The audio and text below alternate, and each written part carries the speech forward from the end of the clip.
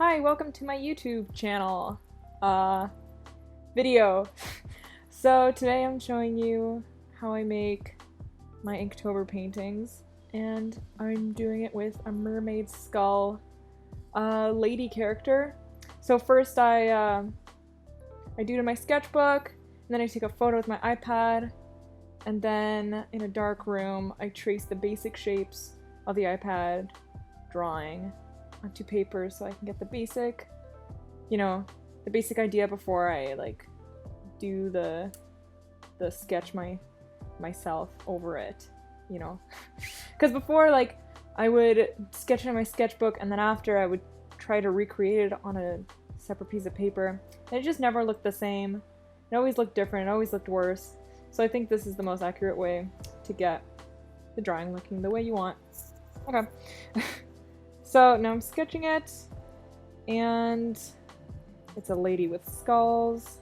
I don't know what to say about this. Okay, there we go. Drawing gum. So I used this to block out any shapes that I wanted to keep white.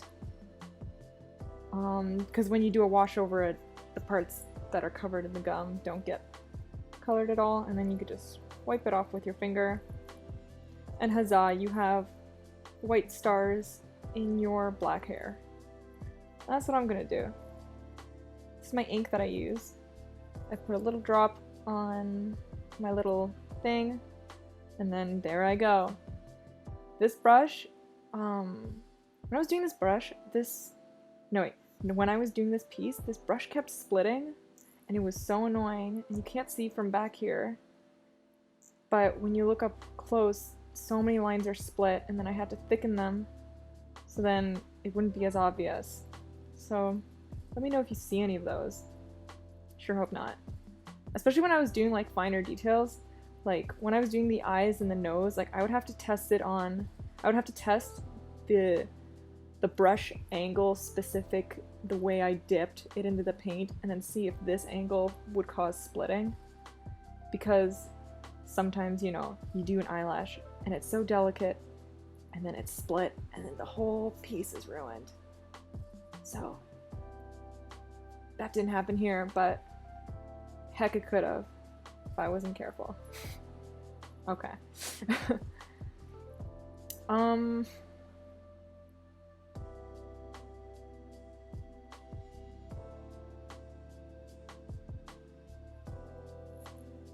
Yeah, and there we go. Here's some more skulls. What else can I tell you about what was happening during the painting? I don't remember. I did this painting last week, so I remember when I was doing it, I was like, man, I have so much stuff to say about this. I am so mad right now.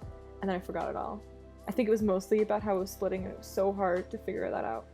Also, I had so much trouble finding a comfortable position to paint in, because these paintings are pretty small.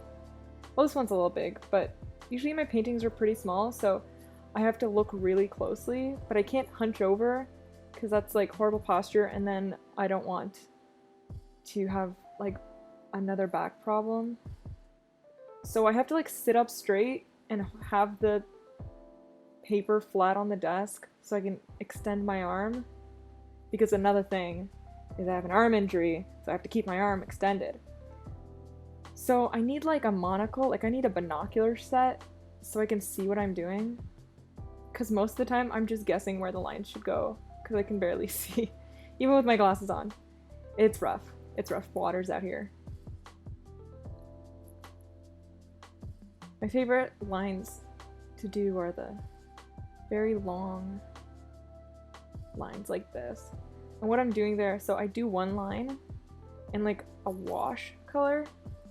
Like I water the ink down, and then I do it the first time, and then I go over it in a darker ink, like the same ink, but a darker, not as so wet water ink.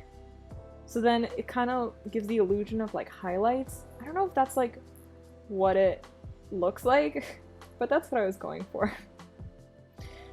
So if you see that, and sometimes, sometimes it's hard to kick it, because when you do a darker line on top and I'm so far back and I can't see anything, it doesn't actually go on the same line, you know? But, you know, heck, such is life.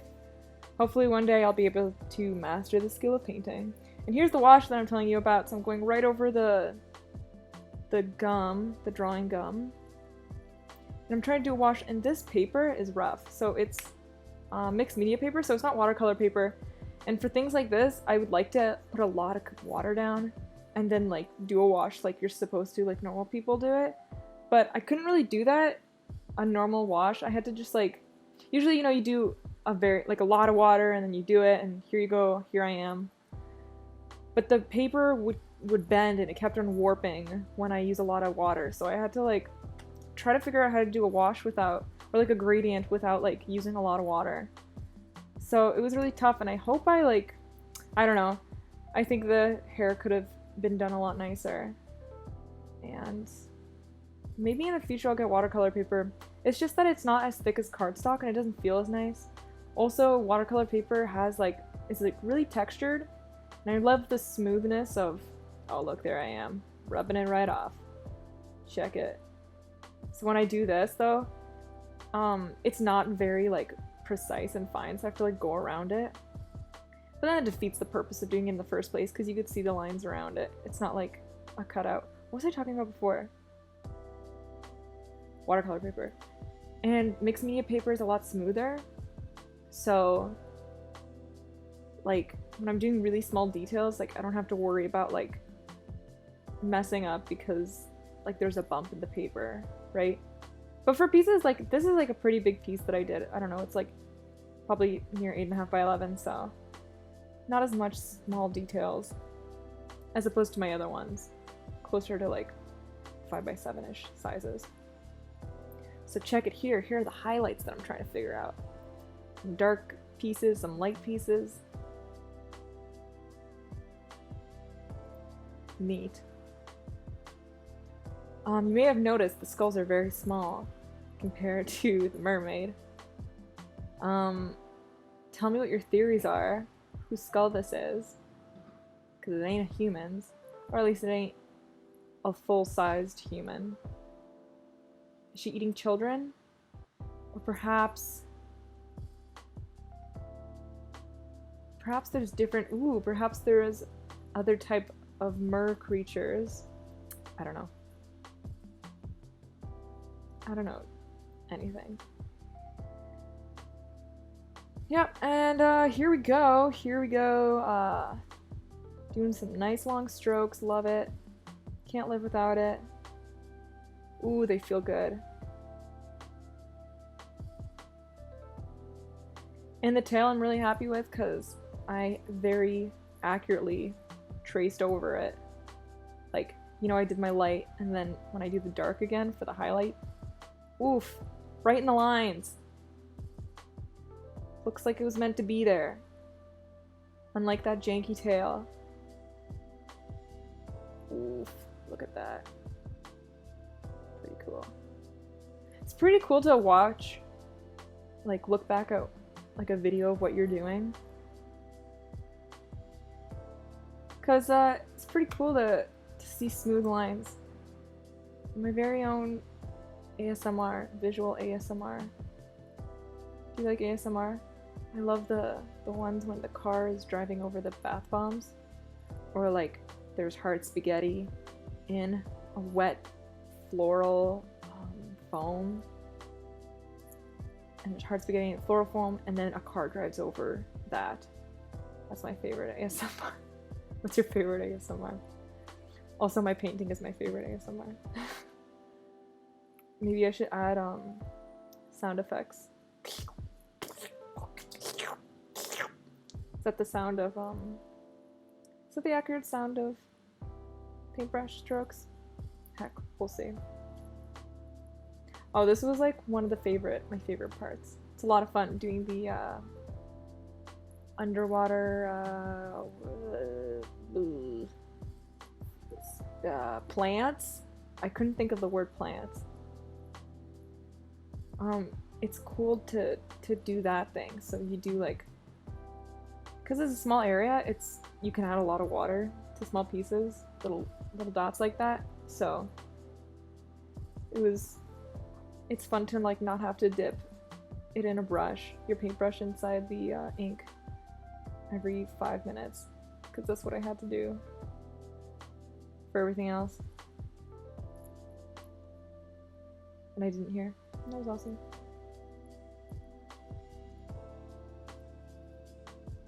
And I made sure that everything in the background is like a lot lighter. Here you go. Another reason I decided to do like ink, like painted ink instead of like marker, like a pen. What's it called? Yeah, a pen.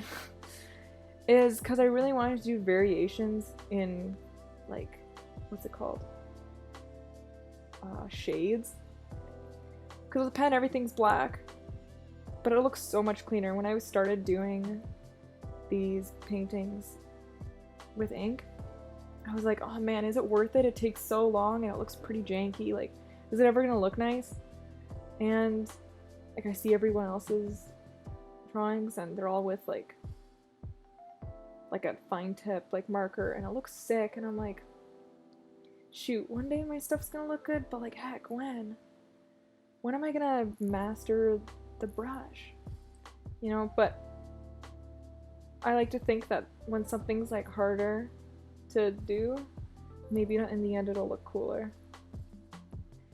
Because I was able to get like these gradients and, you know, light in the back and darker in the foreground and stuff.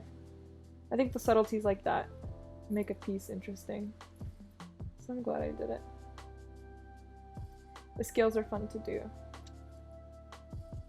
Very relaxing, I think. It was nice. Took a while though.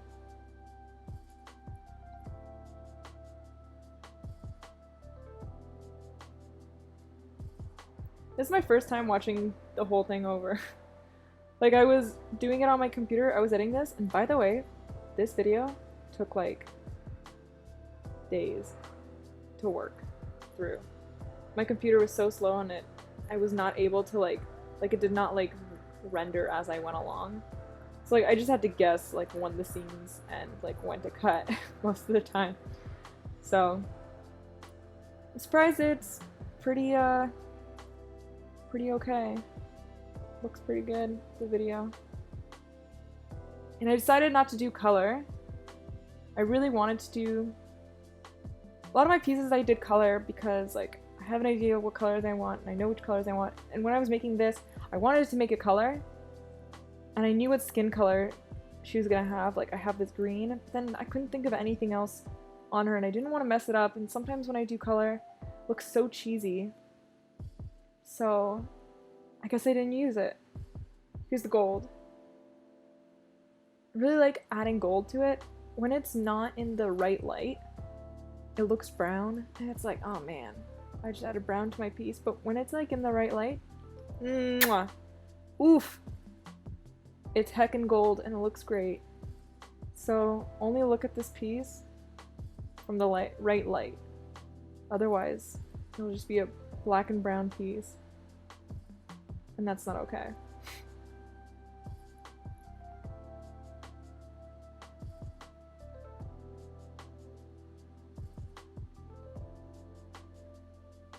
I've messed up so many circles in my life because I just jump the gun and I'm like, okay, it's a circle, how bad can I make it? And then I make it so bad. So this time I worked so slow at that circle. I used two things to trace around, two circle objects to trace around first. And here I'm adding some finishing touches. I'm doing like gold, like a bunch of gold coins around and stuff. I thought, you know, if it's not colored, I'll add a bunch of gold and maybe it'll still, you know, look pretty neat, classy, not cheesy, but still like a little fun with that color. Because sometimes the black wash looks pretty janky. Like, yeah, it looks a little janky, the black wash over it. And there we go! That's the end of the video. I hope you learned something or you learned about my process and think that's cool. If you like it, comment below, let me know what you think. Heck, maybe even subscribe. Even hit me a thumbs up. Alright, bye.